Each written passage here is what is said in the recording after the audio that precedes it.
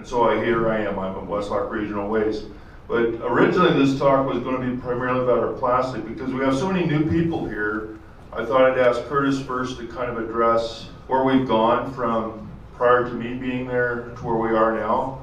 And then I'll talk a little bit more on the progress that we've done. Curtis is the councillor from Town of Westlock and has been chairman for the commission for 8 years. Okay, thanks everybody. Yeah, so as Tom said, we thought we better just queue it up a little bit because we have a lot of new people here and stuff today. So we're a Westlock Regional Waste Management Committee, or Commission, and it's made up of the Town of Westlock, the Westlock County, and the Village of Clyde. These are our 3 members, and 45 minutes north of Edmonton roughly, and we've got about 12,000 people that we are dealing with. So what does our facility kind of look like? Well, you got a good aerial view of it there. We're class 2 landfill, about 8,500 ton. I think we're creeping up to that 10,000. I think we're going to be a little more this year, so we're looking to go to that approval stage at some point, possibly. I guess the kind of the topic of this thing is that we a dump or landfill. You know, kind of in the old days, a landfill was just a hole in the ground. It was a dump basically where garbage was just put in and then just covered up.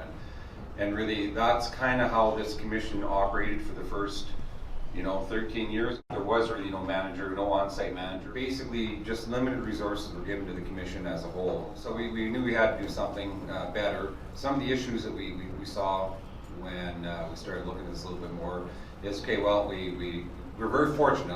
I'll start with that. We were really close to the Town of Westlock. So very, very easy for the folks there to get to. Fairly central for the county and the village, not very far from the Village of Clyde. We're in a good situation there, but we've got farmland on all sides, so there we've got those neighbors we have to take care of, which we were not doing. We had compaction issues, so or lack of, I guess. We spent way too many dollars compacting things the wrong way, not putting enough on, putting too much on. Staffing, a lot of staff, the wages were low, and again, not changed in years. So really, we had to work hard to try to get those staff wages up. Tipping rates had not changed in years. I think they were $40, I think, or so when I got on the commission. So here's just some pictures. It probably doesn't do it justice, but we had all sorts of loads coming in with, and you guys maybe see loads like this the odd time still, I'm sure, but in the middle there, loads with just all sorts of cardboard in them, and in our burn pile there was, anything but what should be in there a lot of times. I can tell you that we basically achieved most of these goals in the time frame, and basically that's to Tom's credit. Without Tom, we definitely would have got there. But I also want to credit our commission members for really supporting this. It's been great working for Curtis and the board. I'm one of the blessed ones. They look forward, thinking, not backward. Right? If you look, it'll be your guys' bottom left. That was our first start of our transfer station, those 3 bins. I put a wind fence behind it, and that was it. We did that for about a year and a half. Well, then a hauler dumped a 30-yard roll-off bin in my metal pile because it was all busted up. So I brought my welder in, we fixed it up, and then I created that middle one with just some Lego blocks, Flintstone blocks I call them. Well, then that got so successful, the following year I had to add a 2nd bin, and I'm looking at next year adding a 3rd bin. So this is where the residents and most of the small commercial bring us their waste here. We don't send them to the landfill.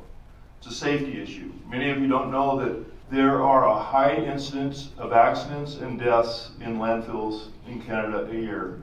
About 1 death a year in Canada. So I found this baler down in Tabor. The guy wanted $65,000 for the baler and the conveyor. And when we went to write the check, I got the baler, the conveyor, electric forklift that has 180 rotation, 20 of those plastic bins for $55,000. So when I negotiate. So now we're in the recycle business. So this just shows you what we were doing.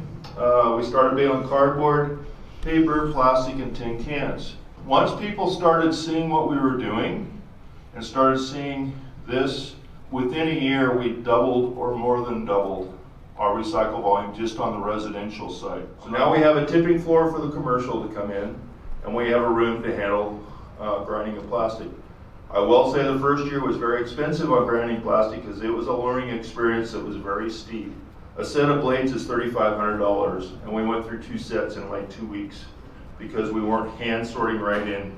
Metal really doesn't like those blades at all. We kept expanding, doing paper, tin. Now I've gone from 3 full-time employees, I'm now at about 5 full-time employees at this point, and we're self-supportive. Instead of having to pay to get rid of this cardboard, I'm getting paid for cardboard. Now that we're grinding plastic, instead of paying that $160, I'm getting paid for plastic. This was the baler that Chris sent me, and this is what we came up with. No, it wasn't just a paint job. We went clear through the whole thing. Well, that one wasn't big enough. I couldn't keep up with the Jonathans of the world. The guy in the gal was taking more than what that little grinder could do. So Chris says, hey, I have another big grinder for you. I said, okay, I've got a lot of money into this one that you sold me that was crap. I'll trade you. We brought this in. I had to find a conveyor belt. I found a used one in BC, rebuilt it, sorting table. I haven't painted it yet. It looks like crap, but we're there. So right now we charge, like Slave Lake brings us their recyclables, Morinville brings us their recyclables. They pay me $55 a ton. And then we have to sort it, take care of it. And that's my power bill basically. I'm now at about 7 full-time staff. If you send me bales of plastic, I'll take it all day long as it's clean and not full of crap. So it goes there, goes up the auger, or up the conveyor, it goes through the grinder.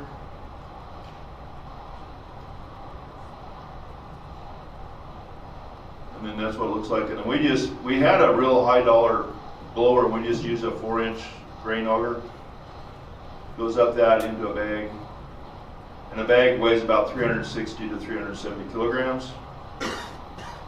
And we can do about 3 a day, if everything's operating the way it needs to be, 4 if we really push it. Then we started focusing on pails, plastic pails. This is just an example of what we get in a day. And again, I called Chris. I said, Chris, what can I do with pails? He says, I have a saw for you. How much? Just take it and just sitting out back, collecting dust. So now we can cut pails in half.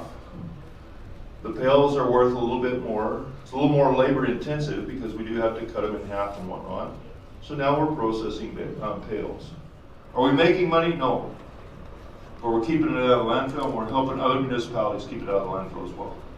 And that's our focus. This is some of the products. The one on your guys' left is from Jonathan. The one on the right is the guy in Legal, what he makes. It's all done in Alberta.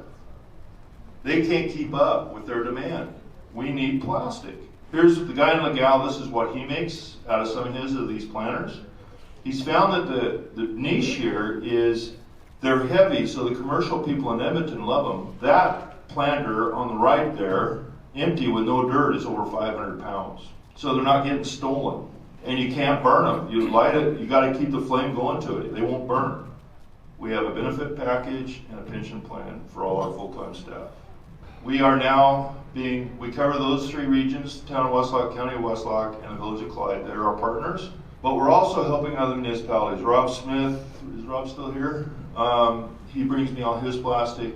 So we're bringing and we're helping them clean up their sites and keep things clean. And we're trying to keep it cost effective for these other municipalities. Then in 2019, we put a hydrovac dumping station in. This one was interesting. We already had our budget done. In February 2019, my commission says, we got to put a hydrovac pad in. What's it going to cost us? I don't know, 150, 200,000. Well, it cost $215,000. Dumb luck. This is completely dumb luck. They happen to be doing a new water line from Westlock North. It paid 80% of the cost that first year. So in 1 year, I paid for it.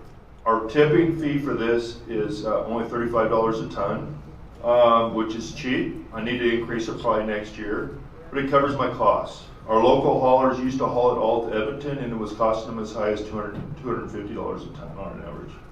So it's saving them, which is saving the customer.